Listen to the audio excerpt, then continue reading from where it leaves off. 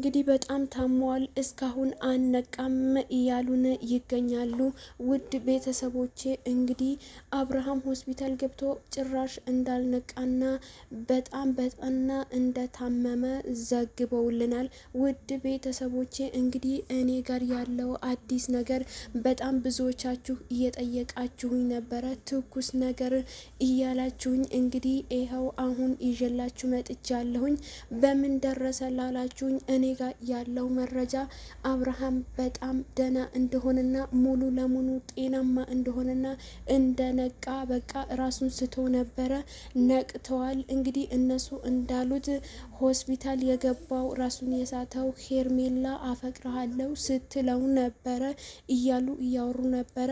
እንግዲህ እኔ ጋር ያለው መረጃ እንዳጣራሁት አብርሃም እንግዲህ በጣም ተጨናንቆ በጭንቀት ነው እንጂ እንደዚህ ራሱን የሳተው ዝም ብሎ አይደለም። እሷ አፈቅርሃለሁ ብለውም አይደለም፣ ብትለውም በሱ ብቻ ሳይሆን በጣም ጭንቀት ላይ ሆኖ እንደወደቀ ተነግሮኛል። እና ውድ ቤተሰቦቼ አብርሃም በጣም ደህና ነው እና በዙሪያው ያሉ ሰዎችና አቤላና ብሩክ የሚባሉ ሰዎች ልብስ ለብሶ የሱ ልብስ ለብሶ ምን ብሎ ያሳደጋቸው ልጆቹን እንግዲህ ታናሽ ወንድሞቹን ናቸው ይህንን ሁላ የሚያደርጉት።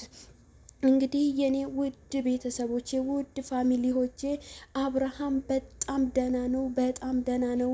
ምንም ነቅተዋል፣ ምንም አትጨናነቁ፣ በጣም ደህና ነው እና ዶክተሮቹ ራሱ በጣም ደህና ነው፣ ምንም አይደለም፣ በጣም ቀላል ነገር ነው፣ ጭንቀት ነው እንጂ ሌላ ነገር አይደለም። ሩታ የአብርሃምና የአብርሃም ነች፣ አብርሃምን የሩታ ነው።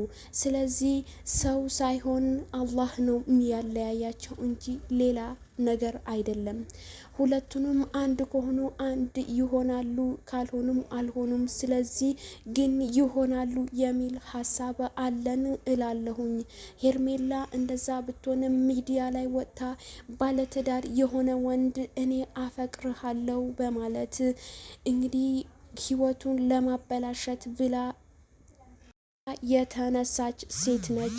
እቺ ማንንም የማትሰማ ወረኛ ሾካካ ስትሆን ሄርሜላ የምትባለዋ እቺ ገጣባ የሆነች ልጅ እንግዲህ በጣም ያው ጋሽዬም እንዳያችሁት በጣም ደንግጦ ነበር። ሩታዬም እንግዲህ በጣም ደንግጣለች። ሩታ እንግዲህ ይሄንን ነገር እሷ እንዳደረገችው ነው ብዙዎቹ የሚገልጹት። ሩታ እንግዲህ ምንም ነገር አላደረገችም። ራሱንም ስተዋል። ራሱም የሳተው እስካሁን አልነቃም። ስለዚህ ያልነቃበትም ምክንያት እንግዲህ እሷ ነች። ሚዲያ ላይ ወጥታ እስካሁን አልነቃም በጣም ታሟል ብሎ አቀነባብሮ እያወሩባት ይገኛሉ። ሩታዬ የኔ ቆንጆ እንግዲህ ይሄ ሲጀመር ያልሆነ መረጃ ጭራሽ የማይታመን መረጃ ነው። ሩታዬ እንደዛ አይነት ሰውም አይደለችም። በጣም ምርጥና አስተዋይ ልጅ እንደሆነች እናውቃለን። ስለዚህ ውድ ቤተሰቦቼ ብዙዎቻችሁ ብዙ ፋሚሊዎቼ እንግዲህ በጣም ታሟል፣ እስኪ እንዴት ነው አብርሃም እያላችሁኝ እየጠየቃችሁኝ ነበረ። በጣም ደህና ነው፣ በጣም ደህና ነው የኔ ውድ ቤተሰቦቼ። እንግዲህ የአብርሃም ፋሚሊዎችም በጣም ደህና ነው። ስለዚህ አሁን ሆስፒታል ቢገኝም በጣም ደህና ነው። ሩታዬ የኔ ቆንጆ እንወድሻለን፣ ነይልን። ካሁን በኋላ ቀጣይ ደግሞ ከሩታዬ ጋር አብረው እንደሚመጡ ተስፋ እናረጋለን።